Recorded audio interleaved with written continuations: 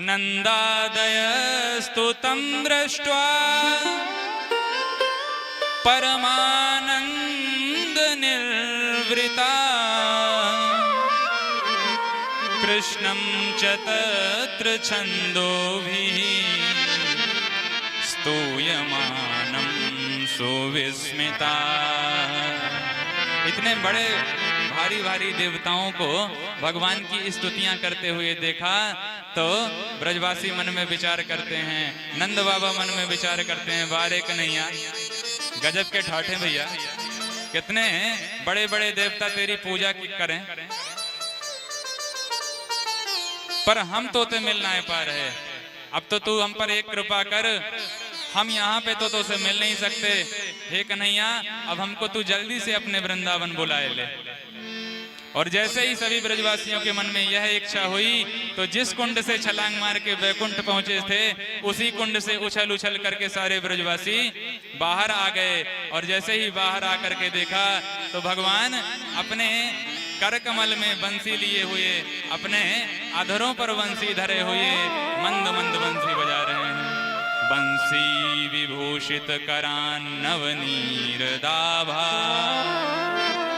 पीतांबरा दरुण बिंब फलाधरोष्ठा पूर्णेन्दु सुंदर मुखादर बिंद नेत्रा कृष्णात् परम किमपि तत्त्वमहं न जाने कृष्णात् परम किमपि तत्त्वमहं न जाने। भगवान बंसी बजा रहे हैं, पीतांबर लहरा रहे हैं, मंद मंद मुस्कुरा रहे हैं। ब्रजवासियों ने घेर करके भगवान को अपने बाहों में भर लिया। और भगवान ने जब पूछा कि आप सब देखा है वैकुंठ? हाँ कन्हैया लाला, तेने बड़ी कृपा करी, सचमुच में ही हमको वैकुंठ के दर्शन करा दियो। भगवान ने कहा तो कैसो है हमारो वैकुंठ? ब्रजवासी कहे, लाला तेरो बैकुंठ है तो बड़ो जोरदार, पर बुरा मत मानियो, हमको वहां अच्छा नहीं को ना लगो। क्यों? कहा कसर पड़ गई?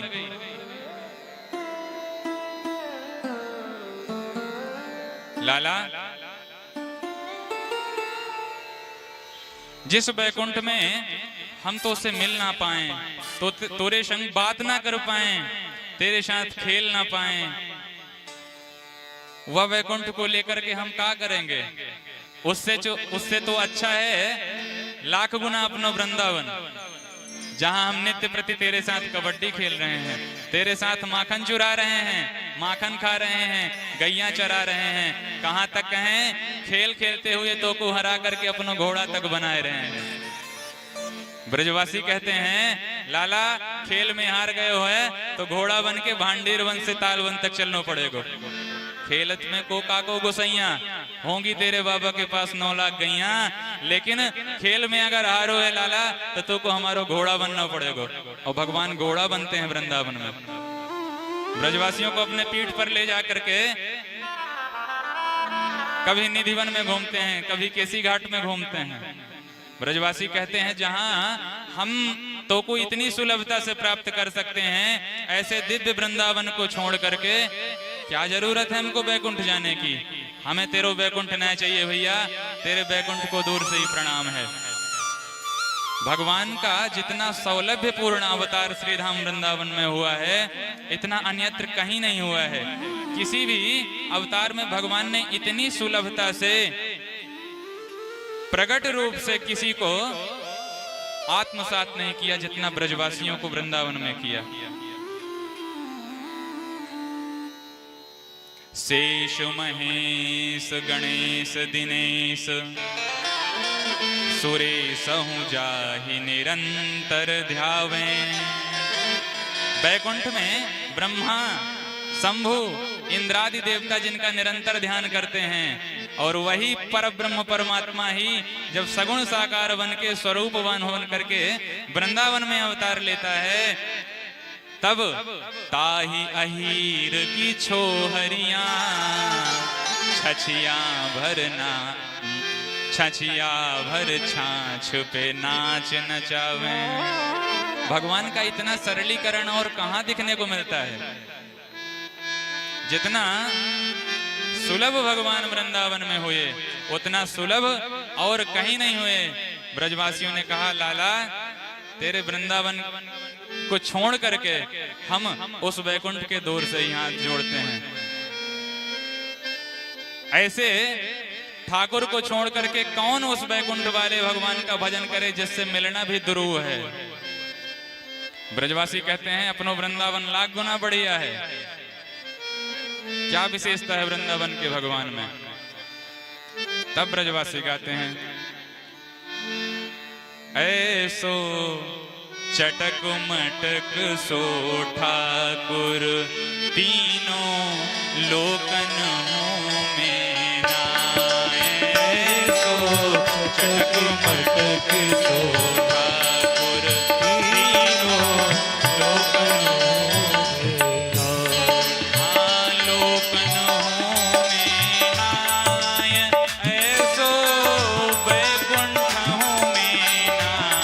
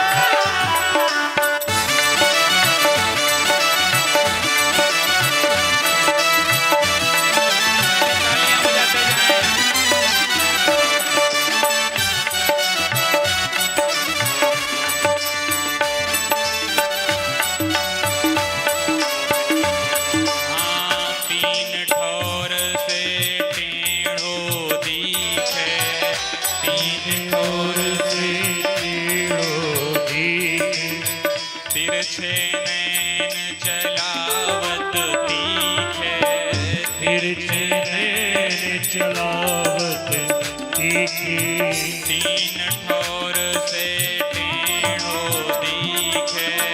तिरछे चैन चलावत तीखे।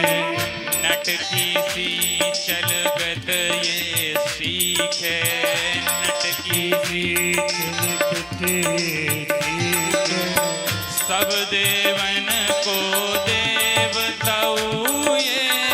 सब देवन को देवताऊ ये। ब्रज में घेरेगा यहाँ। सब देवन को देवताऊ ये। ब्रज में घेरेगा।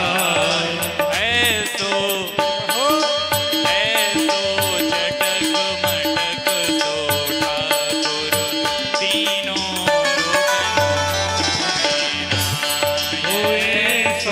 चटक मटक सोता तीनों लोक देहों में राधे राधे।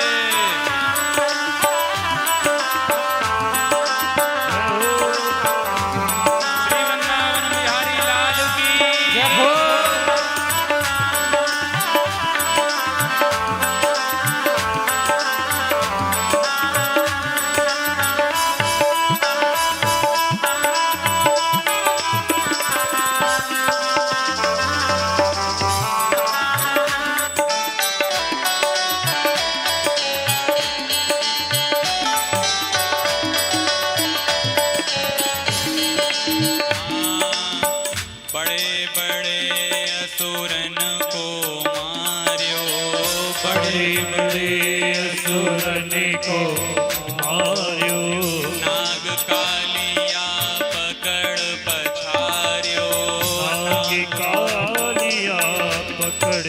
जाड़ो 7 दिना तक गिरिवर धार्यो 7 दिना तक गिरिवर धार्यो ऐसो बलि तऊ खेलत में ग्वालन सो पिट जाय ऐसो बलि ताऊ खेलत में ग्वालन से पिट जाए ऐसो बलि तऊ खेलत में ग्वालन सो पिट जाय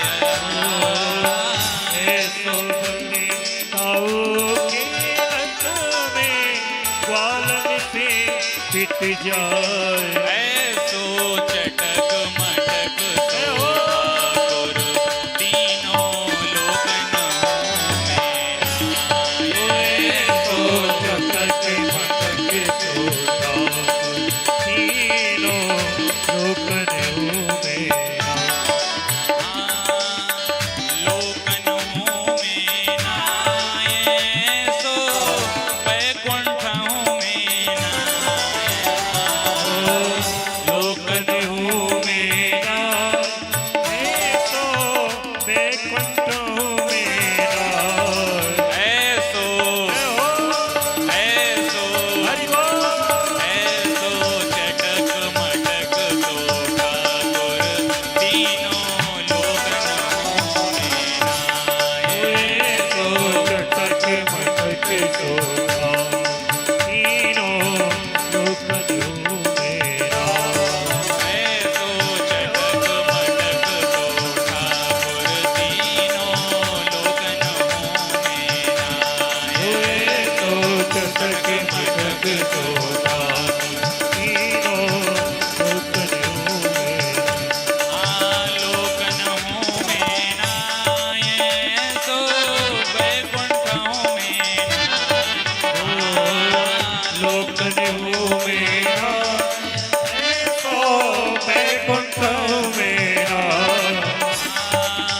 लोकन में नाये सो वैकुंठ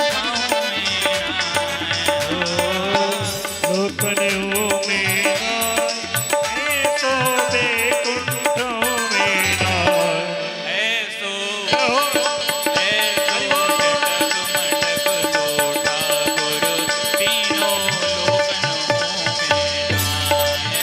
ऐसो चटक मटक सो ठाकुर तीनों लोकन में ऐसो चटक मटक सो ठाकुर तीनों लोकन मेरा ऐसो चटक मटक सो ठाकुर तीनों लोकन में ऐसो चटक मटक ठाकुर तीनों ऐसो चटक मटक सो ठाकुर तीनों लोकन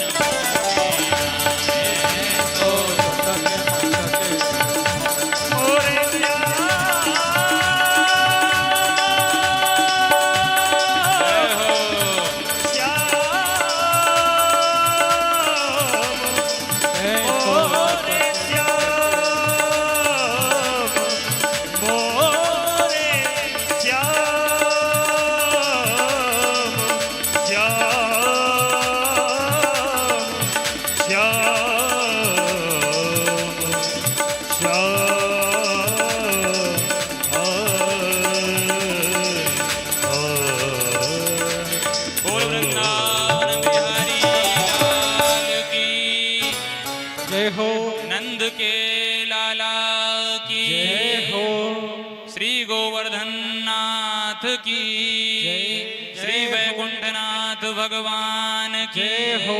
जय जय श्री राधे जय हो तो जितना सौलभ्य पूर्ण अवतार भगवान का सरलता पूर्ण अवतार भगवान का श्रीधाम वृंदावन में हुआ उतना अन्यत्र किसी भी अवतार में भगवान सर्वसाधारण को सुलभ नहीं रहे।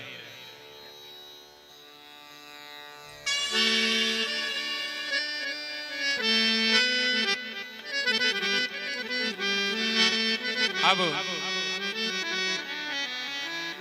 शरद का सुहावन मौसम आया, पूर्णिमा की सुंदर रात्रि आई, तो पूर्णिमा के चांद को देख करके भगवान ने ब्रजवामाओं का मनोरथ पूर्ण करने की मन में विचार किया।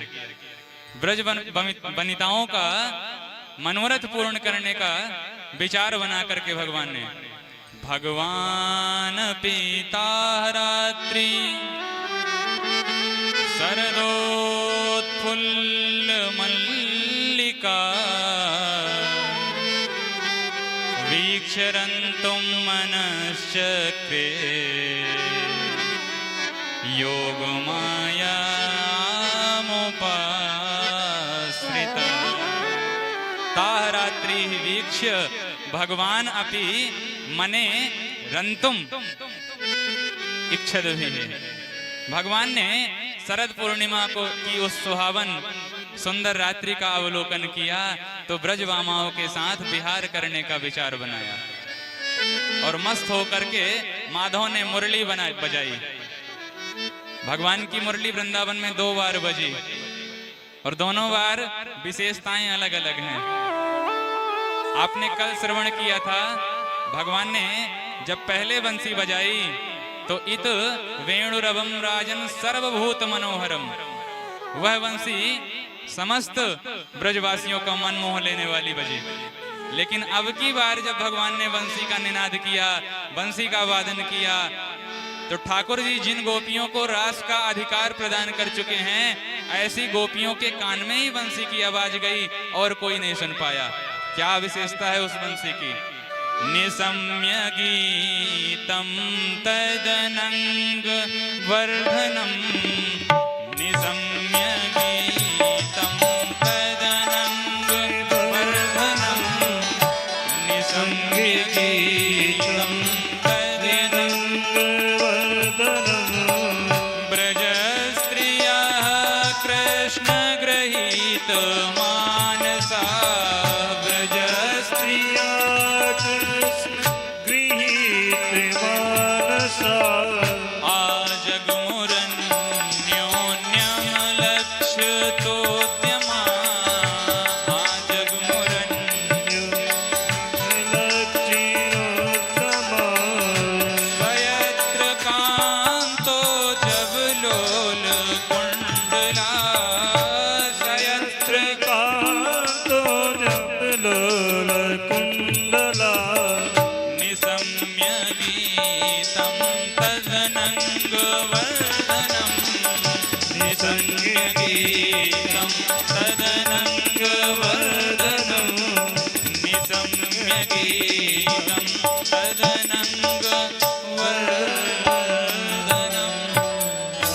तद अनंग वर्धनम गीतम निशम्य।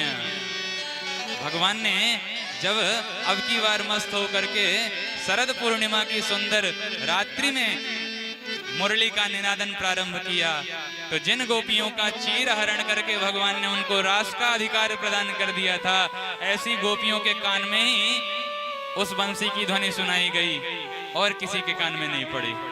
और जैसे ही बंसी की धुन गोपियों के पड़ी कान तो सभी गोपियां भूल गईं अपने देह का भान, घर का भी कुछ नहीं रहा ज्ञान और सभी भगवान का दर्शन करने के लिए भागी। सुखदेव महामुनि कहते हैं, दुहंत्यो भिययुकाश्चिद दोहम हित्वा समोत्सुकाः पयोधिश्रेत्य संयाव मनुद्वास्यापराययुः। 10 प्रकार के कामों का वर्णन सुखदेव महामुनि कहते हैं। कोई गोपी गैया लगा रही थी तो गैया दोहना छोड़ करके मटुकिया वहीं पटक करके भागी। कोई गोपी अपने कपोलों पर क्रीम लगा रही थी।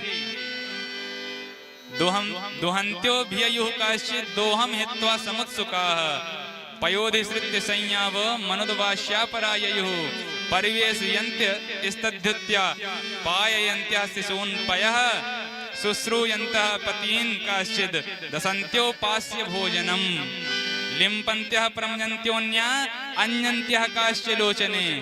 कोई गोपी अपने गाल पर क्रीम लगा रही थी, तो एक गाल पर क्रीम लगाई, दूसरे गाल पर बिना लगाई भागी। कोई गोपी अपने आंखों में अंजन लगा रही थी, काजल लगा रही थी, तो एक आंख में काजल तो लगा लिया और इतने में बंसी की धुन कान में चली गई, तो दूसरी आंख ऐसे ही लेके भागी। कोई गोपी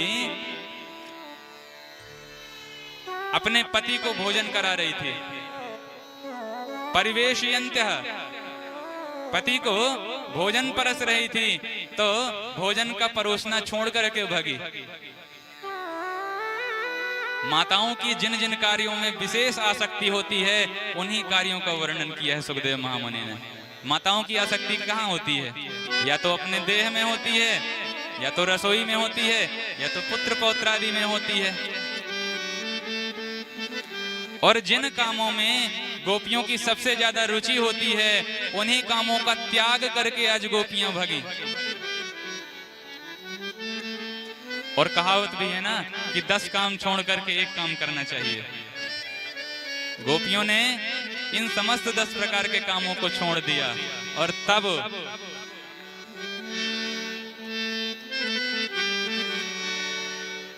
रास का अधिकार प्राप्त कर सके।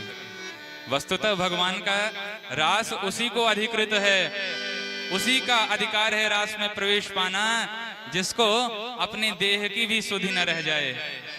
भगवान के महारास में कैसे प्रवेश मिलता है? श्री स्वामी हरिदास जी से पूछिए, जो वृंदावन के रसिक संतों के सिर मौर हुए। ऐसे हरिदास जी कहते हैं, प्रथम सुने भागवत भक्त मुख भगवद वाणी, द्वितीय आराधे भक्ति व्यास नव भांति बखानी, तृतीय करे गुरु संग समुझि सर्वज्ञ रसीलो,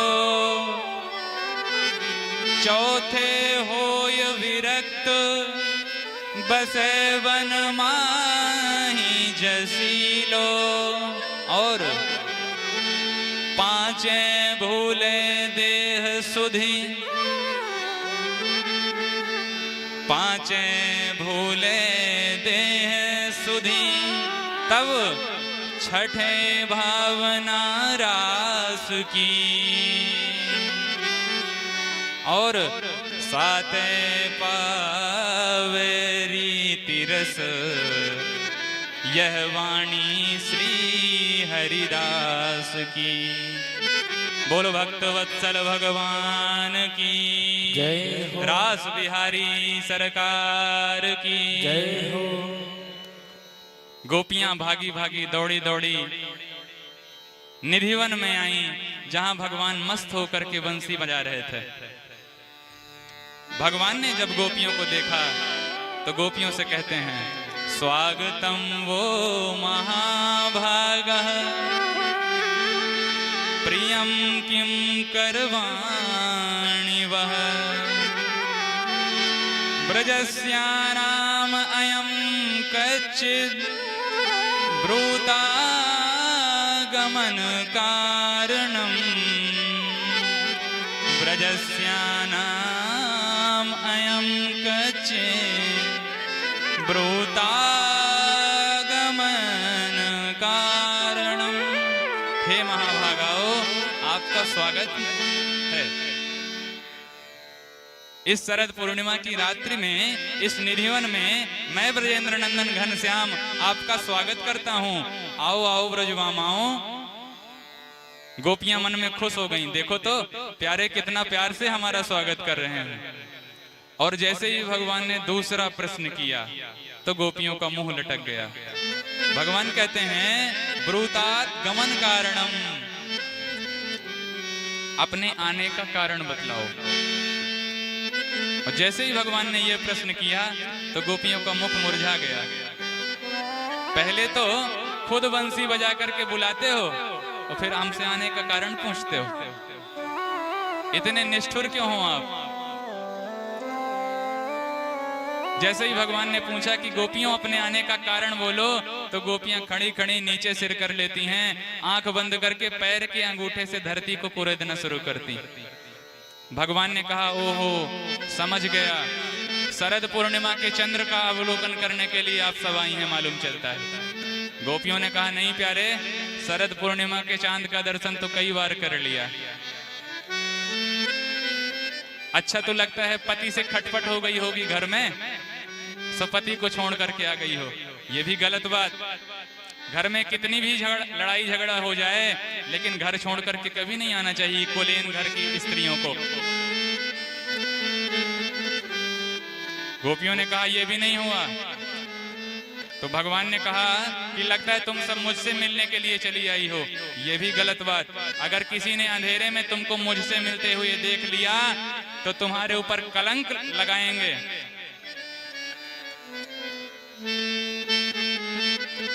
श्रवणात् दर्शनात् ध्यानात् मयि भावोन कीर्तनात् न तथा सन्निकर्षेण, इसलिए प्रतियात ततो ग्रहात्। तुम घर में बैठे बैठे मेरी कीर्ति का श्रवण करो। अगर तुमको ज्यादा ही मेरी याद सता रही है तो गोपियां सब मिलकर के आपस में मेरी चर्चा कर लिया करो, और अगर कोई ना मिले तो बैठ करके मेरी लीलाओं का ध्यान किया करो। लेकिन ध्यान रखो, प्रेम तभी तक है जब तक प्रेम में दूरी है। अगर प्रेमी निकट रहने लग गए तो फिर खटपट शुरू हो जाती है। न तथा सन्निकर्षेण, इसलिए प्रतियाद ततो ग्रह। अगर आपका कोई बहुत प्यारा है, कोई भी पतिव्रता स्त्री अपने पति से बहुत प्रेम करती, लेकिन अगर उसका पति 12 महीना घर में ही बना रहे तब तो पत्नी भी कह देती है कि जाओ कहीं कमाओ, भी घर ही में पड़े रहोगे क्या, वैसे भी लॉकडाउन ने सब चौपट कर दिया। कोई कितना भी प्यारा हो, लेकिन यदि वो 24 घंटे तुम्हारे निकट रहेगा तो तुमको उसमें दोष दर्शन होने लगेंगे, इसलिए गलत बात। प्रतियात ततो गृहात्, गोपियों लौट जाओ अपने घर को। और जैसे ही गोपियों को लौट जाने के लिए कहा तो गोपियों का मुख मलिन हो गया, उदास हो गया, नैन सजल हो गए, और गोपियों ने सजल नैन से गदगद वाणी से एक गीत का गायन किया जिसका नाम है प्रणय गीत। इस गीत में गोपियों ने भगवान से प्रणय की याचना की है। मैवं विभोरहति भवान गदितुं नृशंसं, संत्यज्य सर्व विषयांस्तव पादमूलम्, भक्ता भजस्व दुर्वग्रहमात्यजास्मान्,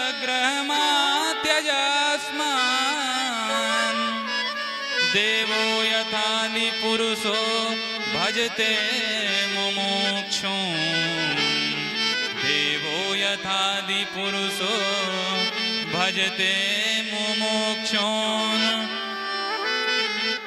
हे विभो अस्मान मात्यज, मैवं विभो रहति भवान गदितुम नृशंस, हमारी इस प्रकार से नृशंस हत्या तो न करो नाथ। हम तुमसे किसी भी प्रकार की काम याचना करने के लिए नहीं आई हैं, विषय भोग का